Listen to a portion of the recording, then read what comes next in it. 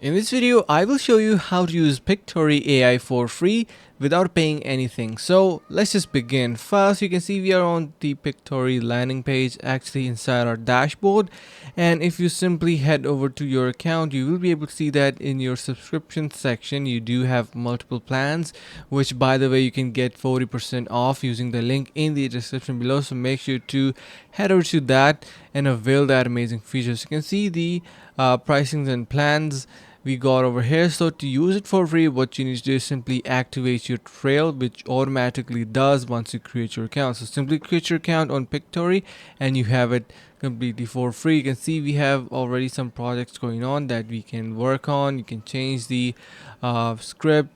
You have your scenes. So let's just say you want to rearrange the scenes. You can easily do that using the left side option. You have your visuals if you want to change them. Let's just say you want to incorporate this particular visual. Simply click on this plus option and it will be added. You can see just wait for a couple of seconds and it will be turned to original resolution. You can remove it and do a lot of editings as well. So that's how you can use Pictory AI completely for free.